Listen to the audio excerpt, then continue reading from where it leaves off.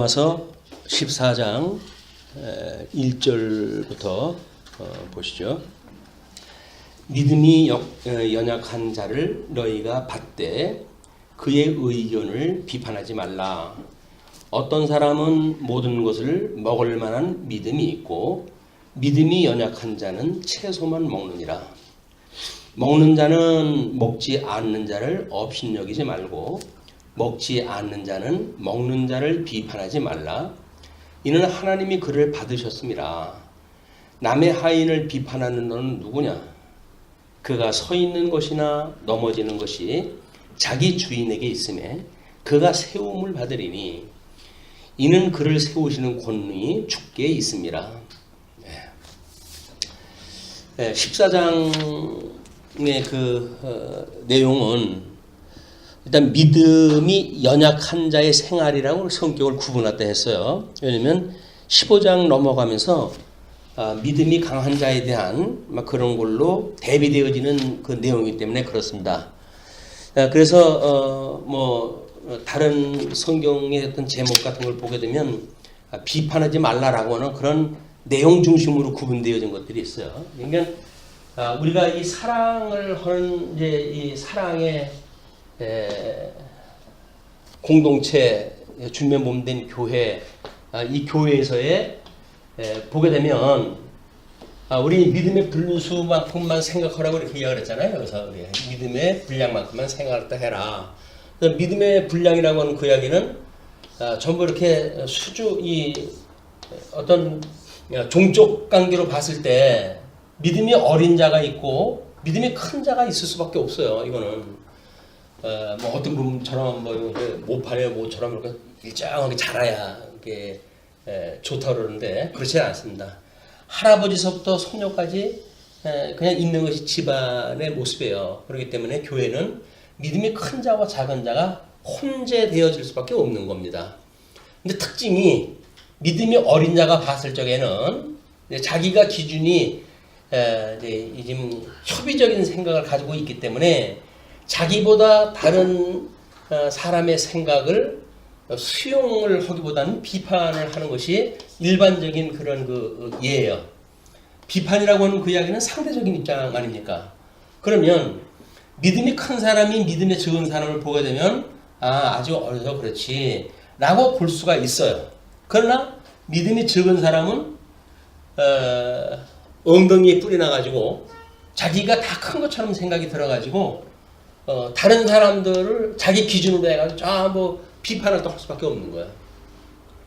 이 비판이라고 하는 그 이야기는 자기 기준을 가지고 비판을 또 하는 겁니다. 하나님의 말씀으로 진리 안에서 함께 기뻐하고 진리로 인해서 피자 가르치고 이런 거는 전혀 상관없어요. 자기의 수준을 가지고 비판을 또 하는 거거든요. 그러면 자기의 수준에 의해서 비판한다고 하는 그 이야기는 이게 아주 상당히 좁은 그런 입장일 수밖에 없어요. 그러니까 이 비판이 가능하죠. 만약 큰 산에 보게 되면 이럴 수도 있고 이럴 수도 있고 이럴 수도 있지 라고 본다면 비판이 안 돼요. 그냥 그 사람의 지금 믿음의 수준이지 라고 수용이 되어지지. 근데 비판한다는 이야기는 철저하게 그릇이 작다라고 하는 이야기예요. 이 그릇이 작은 사람은 그 그릇이 큰 사람을 이해할 수가 없잖아요. 그러니까 사랑은 아래로 흐른다고 그렇게 이야기를 하지 이 치사랑이 없습니다. 사랑이라고 하는 치사랑이 없다. 그 이야기는 작은 그릇을 가지고 있는 사람이 큰 그릇을 가지고 있는 사람을 수용한다는 이야기가 말 자체가 불가능한 거예요. 이게 어쩔 수 없이 아무리 고생을 해도 부모님이 자식을 위해서 사랑을 하는 거지 사랑이 부모님 사랑한다고 하는 그 이야기는 그냥 하는 얘기예요. 자기 수준만큼 사랑을 하죠. 근데 정말 그 부모님들이 자기들을 키울 때 온 힘을 다해가지고 사랑했던 거를 기억하고 사랑할까? 그게 아니에요. 여기서 사랑을 한다면 그냥 의무적인 사랑일 뿐입니다. 자식된 도리로서 이 정도는 해야 되지 않을까라는 생각이지 여기서 정말 진정 사랑이 넘쳐서 사랑을 하는 경우는 많지 않아요. 근데 부모님은 자식을 사랑을 할 땐 의무적으로 하는 그런 사랑도 있겠지만 어떤 조건을 보고 사랑하지는 않잖아요. 그냥 내 자식이니까 사랑하고 내 가족이니까 사랑하다 하는 거예요. 이것이 큰 사람의 사랑의 방식이고 작은 사람의 사랑의 방식은 최소한도 다른 사람한테 욕먹지 말아야지 라고는 의무감을 기준으로 해야 된다. 이것이 소위 율법주의를 이야기하고 있는 유대주의적인 종교일 수가 있고 예수 그리스도로 말미암아 사랑을 갖다 한다는 이 기독교 사랑이라고 하는 그런 거고 차별화가 되어지는 문제입니다. 이게 율법주의 사랑은 철저하게 자기네들의 의무심을 가지고 하는 일이기 때문에 자랑이 나오고 뭐 이렇게 하지 정말 사랑하기 때문에 사랑하는 사람들처럼 아무리 사랑을 하고도 부족하게 여겨지는 것이 있는 게 아니다. 이것이 어떤 비판하는 사람과 그렇지 않은 사람과의 그 사랑의 격조의 문제, 격조. 뭐 다 사랑을 이야기를 하니까 사랑한다고 그러죠. 근데 그걸 어떻게 우리가 사랑을 이제 구분할 것인가 라고 하는 걸 14장의 내용을 통해 가지고 지금 믿음이 연약한 자를 너희가 받되 그의 의견을 비판하지 마라. 그냥 뭐 교회에서도 이런 그 일들이 비일비재할 수밖에 없죠. 교회라고 하는 것이 어차피 공동체고 믿음의 수준이 다르고 은사가 다 다르기 때문에 끊임없이 여기서는 회의를 통해 가지고 모든 일이 결정이 돼야 되는 겁니다. 회의가 없이 어떤 사람이 독주로 또는 독재적으로 이렇게 하는 일은 교회에서 하는 일이 아니에요. 교회는 모임이기 때문에 성도의 교제라고 하는 게 회의예요. 회의. 무슨 뭐 거기서 뭐 둘이서 무슨 손 붙들고 뭐 난 너 사랑해 이런 거 해가지고 사랑이 이게 아니라 교회에서 사랑이라고 하는 회의, 모임. 그 모임이라는 이야기는 자기하고 믿음의 분량이 다르고 또는 주신 은사가 다르고 그런데도 회원으로 우리가 인정하다 하는 거예요. 그렇게 하는 것이 교회의 일이기 때문에 믿음이 연약한 자를 너희가 받되 그의 의견을 비판하지 말라. 어떤 사람은 모든 것을 먹을 만한 믿음이 있고 이걸 그때 이 사회적인 예예요. 사회적인 예를 갖다 든 것이 뭐냐면 이제 이 어떤 의무적인 사랑이라고 한다면 이게 율법적이라고 그랬으니까 만약에 시장에서 팔게 되어지는 고기를 먹느냐 먹지 않느냐 로마서 우리 고린도서에 가게 되면 이게 구체적인 실례로 나오죠. 이렇게 했을 때 시장에서 팔았다고 하더라도 뭐 그때 다 이제 그 뭐 우상에게 바쳤던 제사 그 고기가 시장에 풀리는 거니까 그것이 묻지 않고 하나님께 주신다고 믿는 사람들은 믿음으로 먹을 수가 있는 거예요. 근데 그렇지 않은 사람들은 우상에게 바쳤던 그 고기를 어떻게 먹을 수가 있냐라고 하는 걸로 걸려버리는 일이니까 그래서 이건 의무를 가지고 어떤 조항에 의해서 생각하는 사람이 있고 이걸 하나님께 주셨다고 믿는 그런 믿음의 사람이 있기 때문에 이게 다른 그런 이제 어떤 판단이 나올 수가 있는데 그거를 이렇게 설명을 한 거예요. 어떤 사람은 모든 것을 먹을 만한 믿음이 있고 이 모든 것이라고 하는 이 고기뿐만 아니라 또 뭐 우리 율법에서 금했던 그런 그 음식이라든지 그런 것들도 영향이 있는 것들이죠. 그래서 모든 것을 먹을 만한 믿음이 있고 믿음이 연약한 자는 채소만 먹느니라.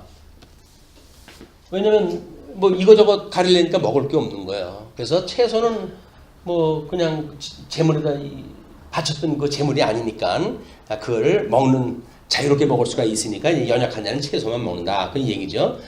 먹는 자는 먹지 않는 자를 업신여기지 말고 왜냐면 쟤 저거 왜 안 먹는데 그 뭐 우상에게 드렸던 일이라고 해서 안 먹는데 라고 이야기했다 했을 때 웃기고 있네.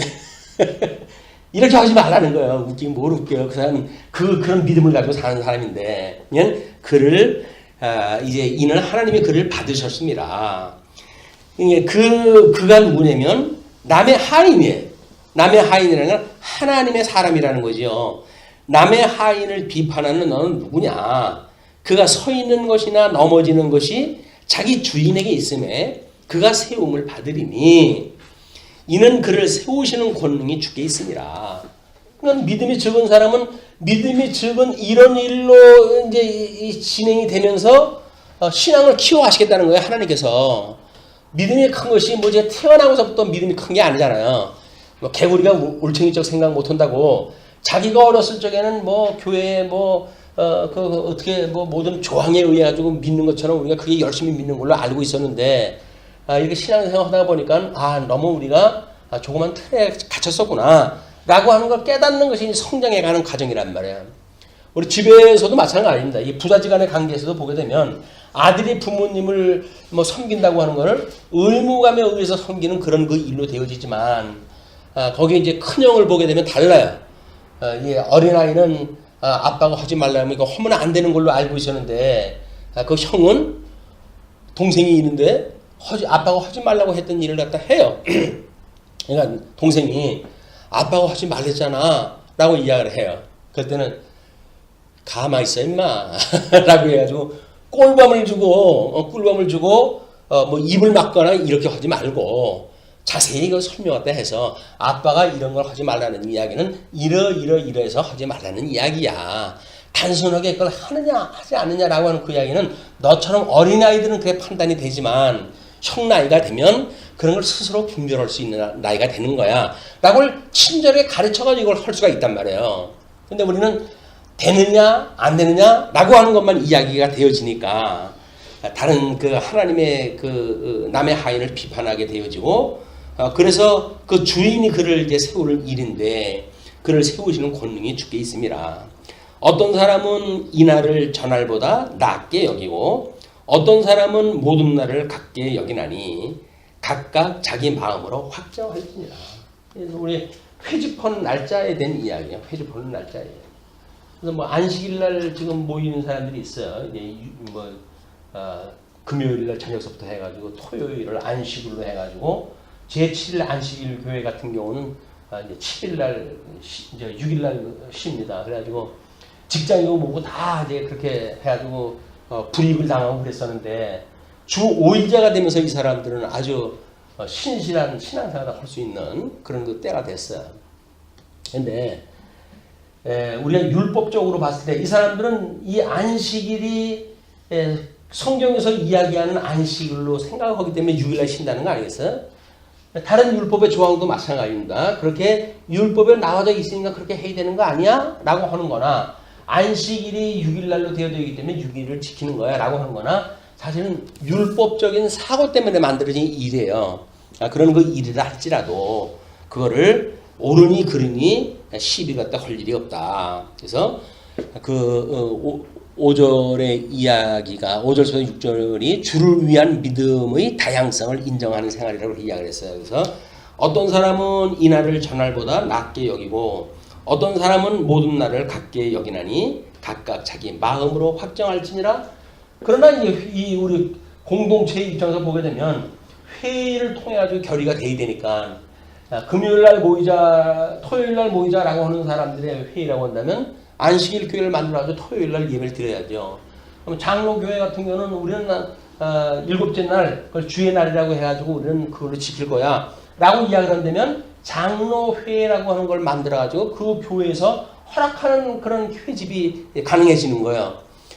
그래서 이제 자기 마음으로 확정을 갖다 해라. 또 나를 중히 여기는 자는 주를 위하여 중히 여기고 먹는 자도 주를 위하여 먹으니 이는 하나님께 감사하며 먹지 않는 자도 주를 위하여 먹지 아니하며 하나님께 감사하느니라. 이게 다 하나님 앞에 감사하는 믿음으로 이루어지고 있단 말이야. 믿음이 이루어지고 있으니까 미숙한 사람의 입장에서 보게 되면 미숙한 사람이 자기 최선을 다하는 거예요. 하나님 앞에. 그걸 가지고 아이고 저 잘났다 뭐 이래가지고 이걸 이야기할 게 아니란 말이에요.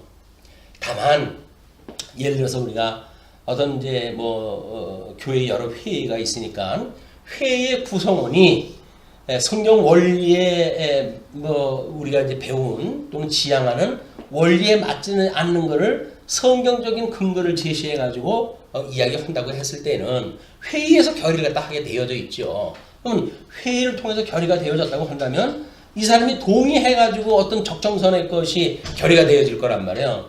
그건 적정선에 의해서 결의가 되어졌고 약속이 되어졌으니까 그러니까 사랑의 약속이다 이렇게 이야기하는 거예요. 교회의 모든 결의는 사랑의 약속이다. 사랑의 약속이 되어졌으면 그럼 사랑의 약속을 했으니까 하는 거예요. 그게 적은 사람의 기준을 맞췄든지 믿음이 큰 사람의 기준을 맞췄든지 이거 하는 거다. 이거를 만약에 교회에 믿음이 어린 사람들이 있는데 믿음이 예를 들어서 우리 목사, 장로 이런 그 당에서 성경적인 근거를 제시해가지고 널 치유한다고 하는 거 원리는 사실 성경 원리 맞질 않아요. 다만 그런 사람들이 다른 사람에게 덕이 되지 않을 때 이 당신이 알고 있는 이 의무라고 하는 것이 사랑의 원리로 봤을 땐 무엇인지에 대한 걸 충분히 가르쳐야 돼. 이게 가르치게 되면 이 사람들도 성장하겠죠. 가르치지 않고 무조건 오고 목사가 말하는 대로 따라 이렇게 이야기하는 건 맞지 않은 거란 말이야. 이거는 우리가 이제 이 지도자의 덕목은 오래 참을 수밖에 없어요. 왜? 우리 뭐 믿음에 대한 것도 그러잖아요. 우리의 믿음에 덕을 더하고 덕에 대한 그런 그 문제도 이야기했을 때 우리가 지식을 더하라고 이야기하잖아요. 지식. 뭐 하나님께서 성경 통해서 우리가 알려주는 지식이에요. 그러나 그 지식이라고 하는 그 이야기는 자기 믿음의 분량에 맞지 않는 지식일 수가 있어요.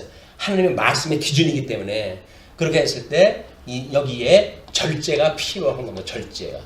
말씀의 지식에 절제가 있어가지고 이거는 우리들한테 다 적용되어지는 게 아니야. 시간을 거쳐가지고 되어질 사람이 있고 아직은 못 미치는 사람도 있지 라고 이야기를 하는 거기 때문에 절제가 만들어질 수밖에 없고 이 절제가 필요한 사람들한테는 이것이 끊임없이 인내가 필요한 거예요. 이게 기다릴 수밖에 없어요. 믿음의 어린 자를 갖다가 뭐 숫자 뭐 뺀다고 큽니까? 어떡합니까?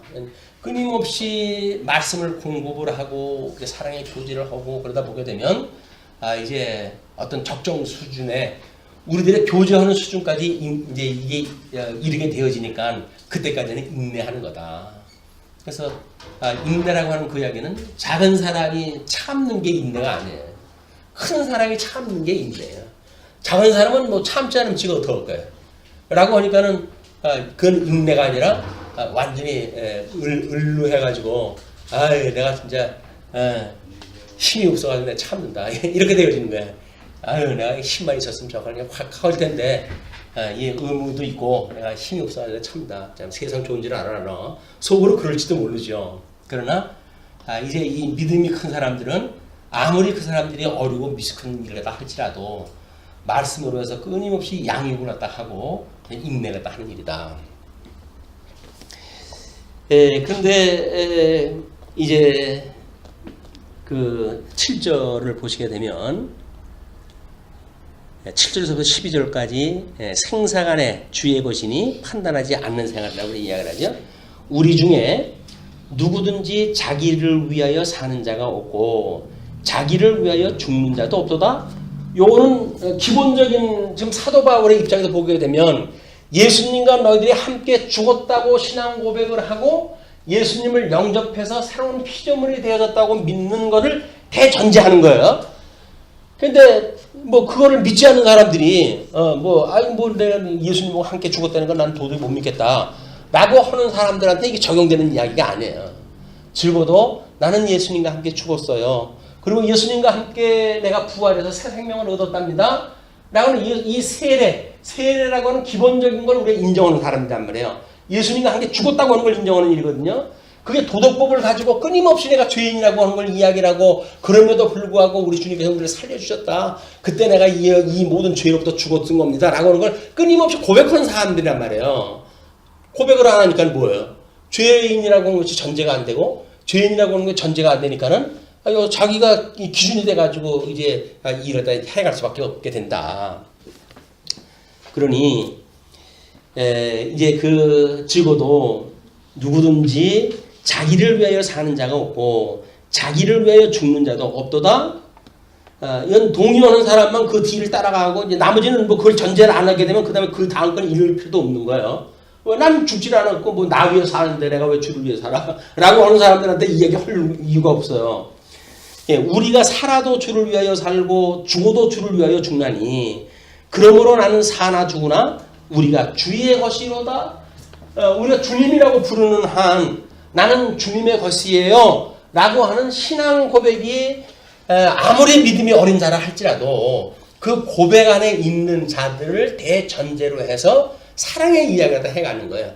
의의 실현이라고 하는 그 이야기는 내가 이렇게 구약성경 언약대로 십자가에 못 박아 죽었지 이게 하나님 앞에 순종하는 하나님을 사랑하는 방법이었어. 그리고 너희를 사랑하는 방법이었어. 그렇게 내가 너희를 사랑했던 것처럼 너희들도 사랑을 갖다 해 라고 이야기를 했는데 그 사랑의 도를 모르는 사람들이 어떤 바깥의 어떤 의무감을 가지고 또는 뭐 회의에서 이야기하고 있는 뭐 동아리 정도로나 계모임 정도로 안다고 한다면 그냥 계모임인 거예요. 이건 교회 성도의 모임이 아니에요. 계모임이지.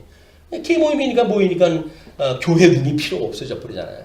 난 예수님과 함께 죽었어라고 하는 고백이 아니라 야 내가 너보다 나이가 몇이 위인데 너 나한테 맘먹을 수 있어? 라고 해가지고 나이를 찍어 누르고 뭐 이렇게 하는 것이 소위 사회에서 하는 그 갑질 아니에요? 이것이 교회 안에 그대로 들어온다는 이야기는 이건 슬픈 이야기입니다. 교회라고 하는 건 적어도 예수님과 함께 죽었다고 고백하는 사람들의 모임이에요. 자, 10절에 14장 10절 내가 어찌하여 내 형제를 비판하느냐. 형제라고 하는 그 이야기는 이미 지체가 되어졌다고 하는 걸 대전제로 하는 거죠. 비판하느냐. 어찌하여 내 형제를 업신여기느냐. 우리가 다 하나님의 심판대 앞에 서리라. 마지막 날 하나님의 이 절대 의라고 하는 건 하나님이 좋아하시는가 싫어하시면 되는 기준 아니에요. 그 의에 의해 가지고 심판을 다 하실 건데 예수님으로 인하여 죽었다고 한다면 우리는 다른 사람을 비판할 일이 없어요. 죽지 않았다고 전제를 하니까 다른 사람을 비판하니까 그 비판하는 사람들은 세상 끝날 심판에 임할 수밖에 없는 겁니다. 예수님으로 인하여 우리가 구원을 받았다는 이야기는 이렇게 교회 중에서 다른 사람을 판단하는 일이 있을 수가 없다는 이야기예요. 그러면서 11절을 보시게 되면 기록되었을 때 주께서 이르시되 내가 살았노니 모든 무릎이 내게 꿇을 것이요 모든 혀가 하나님께 자백하리라 하였느니라. 이사야서 45장 23절 말씀을 인용하다 해가지고 오직 하나님만 살아계시고 모든 인생들은 죄 아래 죽었던 인생들이기 때문에 뭐 그 힘이 있는 자나 힘이 없는 자나 택한 백성이나 택하지 않은 백성이나 다 하나님 앞에 무릎을 꿇을 것이고 모든 혀가 하나님께 자백을 하리라. 마지막 날 백보자 심판 앞에서 어떤 것 하나 드러나지 않을 게 없어요. 다 드러날 거예요. 아무리 여기서 포장을 갖다 하고 살았다고 하더라도 백보자 심판 앞에 가게 되면 다 그게 드러날 수밖에 없는 거다. 그러므로 우리 각 사람이 자기 일을 하나님께 직구하리라. 여기서 우리가 기도한다는 이야기는 뭐예요? 기도한다는 이야기는 자기 일을 하나님 앞에 직구하는 거예요. 하나님, 우리가 우리에게 죄진 자를 사했던 것처럼 우리 죄를 사해 주세요 라고 하는 걸 직구를 갖다 하는 거고, 아버지 우리 시험에 들게 하지 말아주세요 라고 하는 걸 직구하는 일이고, 하나님 악에서 우리를 구해주세요 라고 하는 것이 직구하는 일이지, 하나님 나 죄 때문에 교회 생활을 못하겠어요. 아유 죄 꼴배기 싫어가지고 내가 빨리 가든지 하나님 나라 데려가든지 하세요. 이 하나님 앞에 직구하는 방식이 틀린 거예요. 하나님 앞에 일은 자기 일을 직구하는 자기 일을. 그걸 우리가 지어져가는 성전인 줄 모르느냐. 그걸 지어져가는 성전을 교회라고 이야기를 했고, 그 교회는 이미 하나님께서 약속했던 양대 언약 중에 하나의 기둥이란 말이에요. 그리고 오늘 그 주님의 몸된 교회니까 그 교회가 하나님의 집이에요. 하나님의 집. 성도도 마찬가지로 지어져가는 성전으로서 뭐 우리 성령의 소욕과 육신의 소욕이 있을 수가 있죠. 그러나 그럼 나 육신의 소욕 가지고 있는데 뭐 그래서 육신이기 때문에 그거 산다 어쩔래? 라고 한다고 이야기를 하면 예수님의 구속을 믿지 않는 거예요. 그럴 때마다 주님이 나를 사랑해 주셨지, 주님이 나의 모든 죄를 용서해 주셨지 라고 하는 걸 기억하는 일이 예수님을 믿는 일인데, 나 육신을 가지고 있어가지고 뭐 그러고 산다 어떡할래? 백제 이렇게 하는 건 예수 믿는 게 아니에요. 예수 믿고 그런 실수를 할 때마다 끊임없이 하나님 저는 이렇게 날마다 이렇게 부끄러운 죄인입니다. 그러나 나를 우리 주님께서 용서해 주셨다고 하는 그 하나 때문에 내가 이 세상을 힘을 얻고 살아요 주님 라고 하는 고백이 있어야 되는 거지. 무슨 뭐 육체 소유 가지고 있는 게 무슨 큰 백입니까? 그게 뭐 큰 자랑이에요? 세상에 거 가지고 무슨 해가지고 예수 믿는데 그거로 해야 내가 뭘 어쩌라고 해가지고 한다면 그게 무슨 교회하고 뭔 상관 있어요. 교회라고는 철저히 내가 죽었다는 이야기예요. 그런데 육신이 아직도 남아있어서 하나님 앞에 이 죄인으로 살아간다는 이야기예요. 그래서 주님이 아니면 난 도저히 살아갈 수 없다고 하는 고백이에요. 그런데 죄인이라고 하는 고백은커녕 나 뭐 육신의 소욕을 가지고 있어가지고 뭐 나만 그러냐 너는 안 그러냐 라고 해가지고 싸우자고 한다면 그는 예수님 안에서 죽었다고 하는 것이 아니라 전부 잘난 사람들의 이야기다. 난 살았어. 나를 갖다 왜 네가 그래? 라고 하는 이야기예요. 근데 이 믿음에 연약한 사람들에 대한 판단은 철저하게 우리가 분별하는 일이 아니다. 그러면서 이제 13절로 넘어가게 되면 18절까지 의와 평강과 희락을 추구하는 우리 신령한 생활이라고 이야기합니다. 의, 평강, 희락. 너무 좋은 얘기들이에요. 그런즉 우리가 다시는 서로 비판하지 말고 도리어 부딪힐 것이나 거칠 것을 형제 앞에 두지 않도록 주의하라. 여기서 판단하지 말라 그랬으니까, 야, 판단하지 말라 그러잖아 성경에. 근데 너 왜 나 판단해? 라고 해가지고 덤벼드는 것 자체가 이미 틀려먹은 거예요, 이게. 자기가 그게 잘못되어진지를 아는 일이라고 한다면 그걸 조심을 갖다 해야죠. 무슨 이걸 믿음이 큰 사람이 믿음이 작은 사람 감싸느라고 이야기를 한 거가 자기의 빌미가 돼가지고 그걸 철저하게 이용을 갖다 해먹는다고 한다면 그건 예수님 믿는 게 아니에요. 철저하게 예수님을 이용을 갖다 해먹는 일이지. 우리는 여기서 믿음이 적은 자들, 믿음이 큰 자도 마찬가지죠. 믿음이 큰데 내가 저 사람 앞에 이걸 어째야 돼? 라고 이야기다 하는데 그런 일이 만약에 나한테로부터 뭐가 말미암은 일이 아닐까라고 하는 걸 생각해 볼 필요가 있는 거죠. 이것이 우리가 이 사람이 걸려 넘어질 걸 혹시 준 것이 아닌가라고 하는 걸 끊임없이 우리가 상고해야 될 이야기들입니다. 얼마나 신사적이에요 이게? 다른 사람 앞에 걸려 넘어질까봐 배려하고 조심하고 이런 일들이 이게 믿음이 작은 사람들한테는 도저히 일어날 수 없는 일이니까 거칠 것을 형제 앞에 두지 않도록 주의하라. 내가 주 예수 안에서 알고 확신하노니 예수님을 믿고 그동안 이제 전도를 하면서 이렇게 신앙생활을 해왔던 일로 인해 가지고 확신하다 하는데 무엇이든지 스스로 속된 것이 없으되 다만 속되게 여기는 그 사람에게는 속되니라. 하나님께서는 다 하나님 앞에 영적 예배를 드리도록 조건이 되어진 거예요. 믿음이 어린 사람은 얻은 사람만큼의 제사를 드리면서 하나님 앞에 살아가도록 되어져 있는 거예요. 그런데 왜 이 믿음이 큰 사람이 이 사람을 속되다고 이야기를 할까요? 그 이야기는 이 사람이 봤을 때 이 사람의 어떤 하나님께 주신 믿음의 분량만큼 하나님이 기뻐하실 만큼의 믿음을 보지 않기 때문에 그러는 겁니다. 상대적으로 본다는 이야기예요. 그러나 이 믿음을 주시는 하나님께서는 믿음이 큰 자도 작은 자도 다 같은 사랑으로 보시잖아요. 그러니까 하나님은 끝까지 참으시는 거예요. 오래 참으시는 거예요. 예수님의 심판이 그래서 오래 참으시는 걸로 성경이 이야기가 되어지고 있다.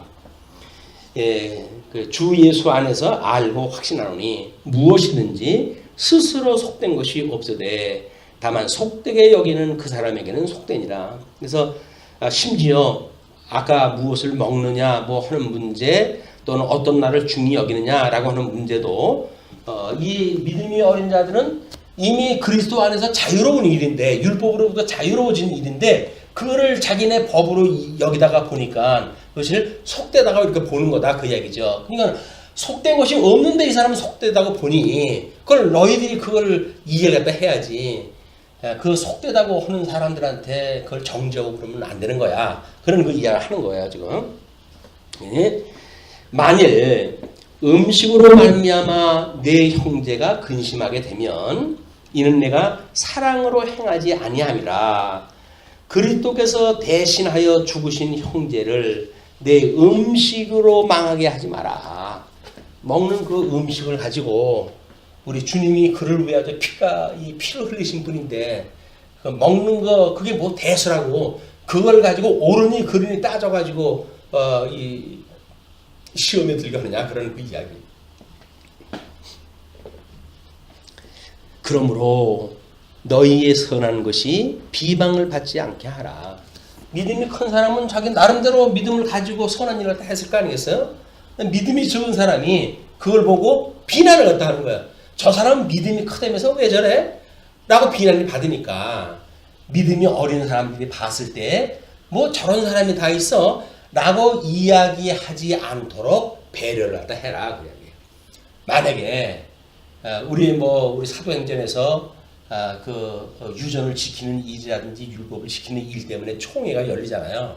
그렇게 했을 때 덕을 위해 가지고 최소한도 그 사람들은 시험에 들지 않는 4가지 정도의 덕목을 결정을 해서 그 사람들 앞에서는 그런 걸로 시험에 들게 하지 말자 라고 하는 것이 이게 신사적인 협의 내용이란 말이에요.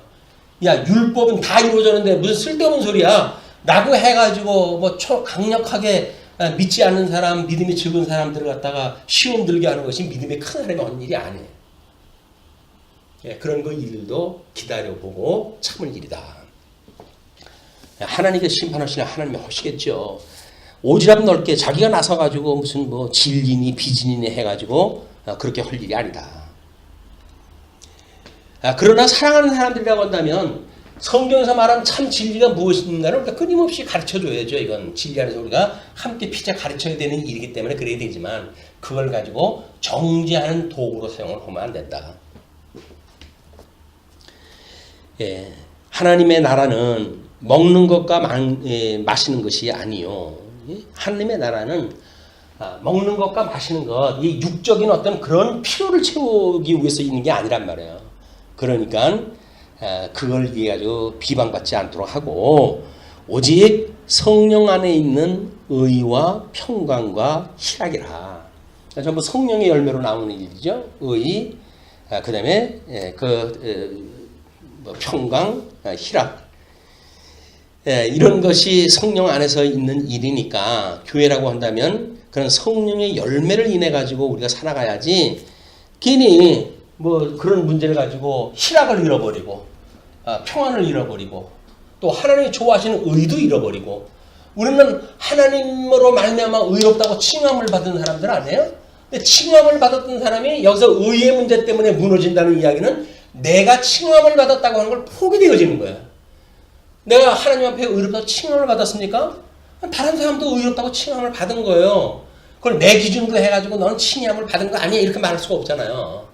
그건 우리가 잘못되어져 있는 개념으로 해가지고 나만 하나님의 사람이고 너는 하나님 사람 되려면 아직 멀었어. 그런 그 이야기나 똑같은 이야기다. 이로써 그리스도를 섬기는 자는 하나님을 기쁘시게 하며 사람에게도 칭찬을 받느니라. 칭찬받을 수밖에 없죠. 아닌 거를 뻔히 알면서도 걸릴 거 앞에다 두질 않고 끊임없이 기다리고 이렇게 차니까 저분은 나를 이렇게 기다려 주시는 분이로구나 라고 해가지고 존경할 수가 있는 거 아니겠어요? 이게 바로 나와가지고 옳으냐 그러냐 시비에 얽혀가지고 넘어지는 일은 상당히 불행한 사건입니다. 그러므로 우리가 화평의 일과 우리 앞에서 얘기했던 평강에서 얻게 되어지는 그런 그 일의 화평의 일과 서로 덕을 세우는 일을 힘쓰나니 음식으로 말미암아 사람의 사업을 무너지게 하지 말라. 만물이 다 깨끗하되 거리낌으로 먹는 사람에게는 악한 것이라. 우리 19절부터 23절까지 이야기가 자기를 착하지 않고 믿음으로 행하는 생활이라고 지금 이렇게 제목을 잡아놨는데, 그래서 고기도 먹지 아니하고 포도주도 마시지 아니하고 무엇이든지 내 형제로 거리끼게 하는 일을 아니함이 아름다우니라. 거리끼는 일. 이것이 이제 우리가 자유를 얻은 사람들이 범하기 쉬운 일입니다. 만약에 요즘은 술 문화가 보편화되어 있잖아요. 술 문화가. 그 공원 그 근처에 있는 집들은 몸살이 나요. 이 술꾼들 때문에 못 살겠대. 그런데도 퍼질러가지고 모이면 자주 맥주 맥주에 뭐야 해가지고 음료수 마시든 마셔버리니까. 그럼 술 먹는 게 문제란 말이냐? 이제 이런 시비가 갈릴 수가 있어요. 또 종교개혁자 루터는 맥주를 먹었어요. 그래가지고 그 맥주를 얼마나 칭송하다 했는지. 그래가지고 다른 사람이 또 시험에 들고 이제 그런 일도 있고 그랬어요. 근데 그래서 먹는 거냐 먹지 않는 거냐라고 하는 그것이 문제가 아니라 만약에 믿지 않는 사람이나 어린 사람이 봤을 때 그 시험에 드는 일이라고 한다면 그 뭐 먹고 보약된다고 해가지고 그걸 굳이 먹어가지고 시험을 들게 하냐. 내가 참을 수 있는 내가 참지. 라고 지금 믿음이 큰 사람이 일이란 말이야. 아유, 먹는데 뭐 그게 죄예요? 성경이 어디 뭐 먹지 말라고 그랬어요? 이런 거 가지고 이야기 그러잖아요. 먹지 말라고 했냐, 먹으라고 했냐라고 하는 그 이야기는 뭐예요? 의무감을 가지고 하는 사람들의 이야기이기 때문에 수준이 낮은 사람들의 이야기 되니까요. 믿음이 큰 사람이라고 한다면 의무감 때문에 이거 하는 게 아니에요. 그냥 다른 사람이 봤을 때, 그 뭐 그 사람이 목사가 얼굴 시뻘개가지고, 뭐 해롱해롱 다닌다고 해보십시오. 그게 뭐 그렇게 그 자랑스러운 할 일이겠어요. 먹지 않는 게 덕이죠. 뭐 먹으라고 해가지고 뭐 먹지 말라고 한 것도 없고, 또 먹는다고 해서 지옥 간다고 하는 이야기도 아니고, 또 지옥 가냐 아니냐 그것 때문에 우리가 신앙생활 하는 것도 아니잖아요. 근데 뭐 이렇게 가게 되면 이제 의무감에 의해 가지고 그게 해야 되냐 말아야 되냐 만들어지는 거야. 이런 일이 믿음이 적은 사들이 이렇게 형식에 갇히기 때문에 그걸 넘어설 수 있는 사람은 오히려 넘어선다고 하는 그걸로 해가지고 그 넘어지지 못한 사람들에게 넘어질 그런 그 빌미가 되지 않도록 조심하다 해라.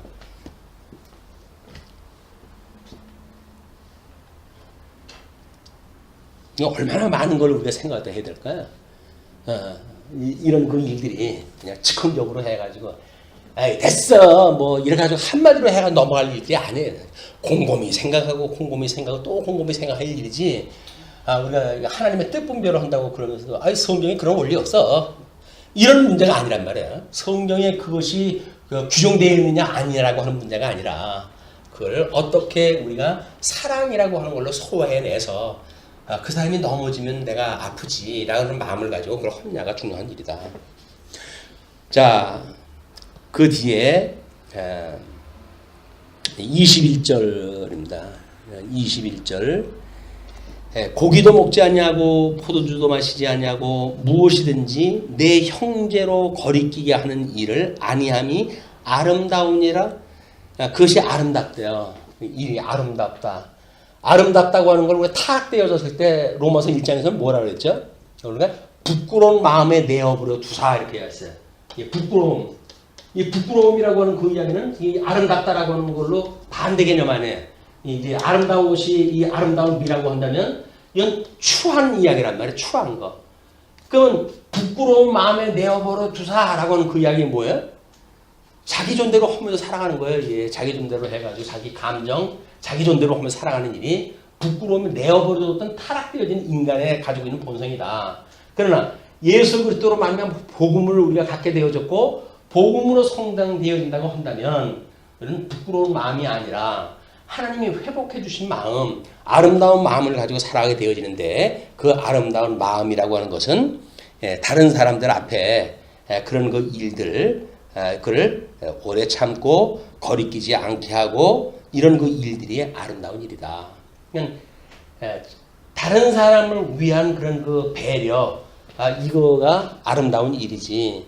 자기를 위해 가지고 뭐 이러고 저러고 하는 그 일은 누구나 다 인생을 그러고 살아요. 자기를 인해 가지고 이러고 사는 거예요. 자기 기준으로 해서. 그러나 성도는 자기 기준이 아니라 우리를 위하여 십자가에 못 박아 주셨던 예수 그리스도 하나님의 의가 기준이 되어져서 우리는 그 일을 다 한다. 그래서 율법의 조항을 뛰어넘는 겁니다. 그러니까 우리는 율법이라고 하는 그런 그 일은 사랑은 율법의 완성이라 이렇게 이야기하잖아요. 사랑은 율법의 마침이라 이렇게 이야기하잖아요. 그 이야기가 뭡니까? 이걸 뛰어넘는 거란 말이에요. 그런데 율법의 조항에 있는 것도 제대로 못하면서 그걸 뛰어넘는 일을 또 한다고요? 아닌 거예요. 우리 예수님이 와가지고 내가 율법을 폐허로운 줄로 생각하지 마라? 어떻게 한다고요? 더욱 굳게 세워요. 굳게 세운다고. 굳게 세우는 그런 그 주님의 율법인데 하나님의 예수님의 은혜가 아니면 굳게 세운 율법에서 뭐 문자화되어지는 율법에서도 우리가 지키지 못하는데 그걸 굳게 세운 율법에서 어떻게 이뤄낼 수가 있습니까? 이거는 오직 예수 그리스도 하나님의 의로 오셨던 예수 그리스도의 의의 실현으로 나타나는 성도들에 나타나는 의의 열매란 말이에요. 의의 열매. 이 의의 열매가 우리 하나님의 의의 실제 문제로 언급이 되어집니다. 의의 열매. 너무 아름다운 이야기 아닌가요? 끊임없이 우리가 묵상할 일이래요. 그래서 내가 있는 믿음을 하나님 앞에서 스스로 가지고 있으라. 내게 있는 믿음을 하나님 앞에서 스스로 가지고 있으라. 자기가 옳다는 바로 자기를 정죄하지 아니하는 자는 복이 있도다. 그래서 이런 그 부끄러운 일에 거꾸로 주어졌던 일인데 예수님으로 말미암아 내가 이렇게 아름다운 생각을 가지고 살 수가 있네 라고 한다면 그것이 하나님의 의에 대한 열매예요. 이런 것이 얼마나 아름다우냐. 거기서 어떤 조항을 가지고 그런 걸로 해가지고 넘어지는 일들, 그런 일들이 없도록 해라. 자기를 정죄하지 아니하는 자가 복이 있대요. 자기를 정죄한다는 이야기는 뭐야? 자기를 정죄한다. 예수 그리스도를 믿지 않는다는 이야기죠. 자기가 정죄함을 받는다는 이야기는 우리는 오직 예수 그리스도로 말미암아 의로움을 입은 사람들 아니에요. 의롭다 함을 입은 사람들이기 때문에 우리는 스스로 정죄하는 게 아니에요. 그게 또 뭐 미덕이라고 생각을 하잖아요. 아, 나는 이렇게 말할 수 없는 죄인이야. 여기서 끝나버리는 것이 무슨 미덕이라고 생각이 들잖아요. 이것은 다 내 탓으로서이다 라고 이야기를 하게 되면 매우 믿음이 좋은 것 같은데 그렇지 않은 거예요. 죄인이라고 하는 이야기는 하나님의 의의 실현을 위해 가지고 주셨던 하나님의 교육의 방편이지, 이걸 가지고 아 내가 이걸 못했기 때문에 뭐 나는 죄인이에요 라고 해가지고 여기에 걸려 넘어진다는 이야기는 자기를 정죄하는 일이에요. 우리는 이 죄인이라고 하는 그 이야기는 하나님이 이름에도 불구하고 나를 구원하셨다고 하는 구원의 능력에 이르게 하는 일이지, 죄인 자리에 머무르게 하는 게 목적이 아니란 말이에요. 너희들이 이렇게 사망 권세 아래 있었던 너희를 내가 살린 거야, 이걸 확인하는 일이란 말이에요. 아 내가 살았지, 근데 내가 죽었던 적에 이 일을 다 하고 있지, 정신 차려야 되겠네. 그것이 갑옷을 입는 일이에요. 깨어 근신하는 일이란 말이에요. 그게 그렇지 않으면 그러면 뭐 그냥 뭐 믿기 전이나 믿기 후나 똑같은 이야기 하고 그러고 살죠. 죄인이라고 했던 그런 거를 끊임없이 기억을 갖다 해서 하나님 제가 이런 사람이에요. 우리 이제 이사야서로부터 선지서를 보시게 되면 애굽에서 출애굽을 갖다 했을 때 이 용으로부터 이 용의 권세예요. 애굽에서 나왔던 것이 이것이 가나안을 거쳐가지고 지금 가나안 땅 들어가가지고 티브리스 강이나 유브라데스 강으로 해가지고 이제 두 큰 강이 있는데 강으로부터 해가지고 짐승들이 나와요. 여기서 그래서 이제 뭐 물에서 나온 짐승, 집에서 그 무트에서 나온 짐승 이런 게 다 여기서 나온 짐승들이거든요.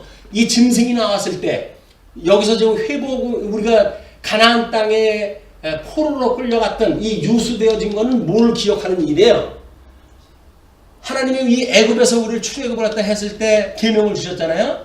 그 계명의 서문이 뭐로 되어져 있죠? 이 계명의 서문이 뭐예요? 내가 너희를 애굽의 종로로 타던 너희들을 너희 열조의 언약을 기억하고 불러낸 여호와야. 이걸 가르쳐 준 거예요. 이걸. 그냥 이 계명을 통해 가지고 아 하나님은 죽었던 나를 살리셨던 분이야 라고 하는 걸 기억하다 해서 비록 바벨론의 포로가 되었을지라도 너희들이 아무리 짐승으로 해가지고 나를 포로로 끌어갔다 할지라도 우리 주님께서는 우리 열조의 언약을 기억을 하시고 우리를 회복하실 분이야 라고 하는 걸 믿는 것이 돌아오는 자들이란 말이에요. 남은 자의 그 참여하는 자에게. 그냥 우리 끊임없이 이거를 기억하는 일이란 말이에요. 하나님 나라에 들어가서는 애굽에서 있었던 것처럼 용의 핍박을 직접 받지는 않아요. 이것은 짐승의 핍박을 받는 정도예요. 왜? 용의 머리를 하나에 치셨거든요. 그래가지고 짐승에게 의해가지고 뭐 나라를 잃고 이렇게 하는데 이건 뭐 완전히 다 잃어버린 것처럼 여기서 우리가 울고불고 하는 건 맞지 않은 일이다. 하나님이 우리를 이렇게 하신 거는 이 회복에 참여하게 하시기 위한 우리를 제사장과 나라를 삼으시기 위한 일이었어. 이 모세오경이 약속되어진 거니까 이걸 기억을 갖다 해가지고 소망을 가지고 하나님 앞에 기도할 일이지 좌절할 일이 아니다. 율법도 마찬가지예요. 우리가 하나님의 의로 말미암아 의인이 되어졌다고 하는 친의인이 되어졌다고 하는 그런 그 이야기가 영으로부터 우리를 건져내야 거 아닙니까? 사망 권세를 이기시고 우리를 구원해냈다는 거 아닙니까? 그냥 사망 권세를 이기시고 우리를 구해냈다는 이야기를 포로에 끌려갔을 때 그럼에도 불구하고 우리가 죄를 짓잖아요. 그러니까 우리가 우리에게 죄진 자를 사해 준 것은 우리 죄를 사해 주세요 라고 하는 걸 기도할 수 있는 요건을 우리가 깨닫는 일이란 말이에요. 우리 시험에 들게 하지 말아주세요 라고 하는 요건이에요. 그리고 우리를 악에서 구해주세요 라고 하는 이 소망의 이 기도를 딱 할 수밖에 없는 조건이라면 현 조건. 이것이 우리 하나님 앞에 끊임없이 여기서 돌아오는 자, 남은 자가 이제 그 승리하는 자들이다. 이걸 요한계시록에서는 이기는 자라고 이야기하는 거예요. 우리가 율법에서 노임을 받았다고 할지라도 끊임없이 주인인 걸 깨닫고 그리고 주님 이런 저를 제가 실체를 매일같이 확인하는 거 아니에요. 주님 앞에 구원을 받았다고 하는 제 실체가 이겁니다. 그럼에도 불구하고 주님께서 나를 사랑을 하셨고 나를 그래서 위에서 십자가에 못 박아 죽으셨으니 주님 감사합니다 라고는 감사로 떨어져야 돼. 은혜를 깨닫고 감사로 떨어져야 되는 거예요. 그게 제사장과 나라를 삼으시는 예수 그리스도의 궁극적인 사역이란 말이에요. 궁극적인 사역. 예. 의심하고 먹는 자는 정죄되었나니 이는 믿음을 따라 하지 아니하였기 때문이라. 믿음을 따라 하지 아니하는 것은 다 죄니라. 믿음으로 하지 않은 것들, 율법의 조항에 의해서 걸려진 것들 다 하나님 앞에 의의 은혜, 하나님의 의롭다고 칭하시는 예수의 대속을 모르기 때문에 걸려버리는 거 아니에요. 대속을 안다고 한다면 이걸 내가 못하기 때문에 주님께서 해주신 거지 라고 하는 걸 깨닫는 일이에요. 끊임없이 우리가 하나님 앞에 이런 죄인을 주님께서 살려주셨어요 라고 하는 깨닫는 것, 칭의의 복음으로 해가지고 늘 충만한 것, 성령의 충만함이라고 하는 그 이야기는 칭의의 복음으로 충만한 일이에요. 우리 주님께서 나를 의롭다고 하셨어. 누가 나를 정죄할 수가 없어. 세상에 어떤 권세들도 나를 하나님으로 말미암은 예수 그리스도의 사랑으로부터 나를 끊어낼 자가 없어 라고 확신을 갖는 거란 말이에요. 조금 하게 되면 내가 읽어을 못했는데 구원을 받을 수가 있을까요? 없을까요? 이거 가지고 점점 근거한다는 이야기는 우리가 칭의의 복음에 대한 오해가 있기 때문에 그렇다. 예.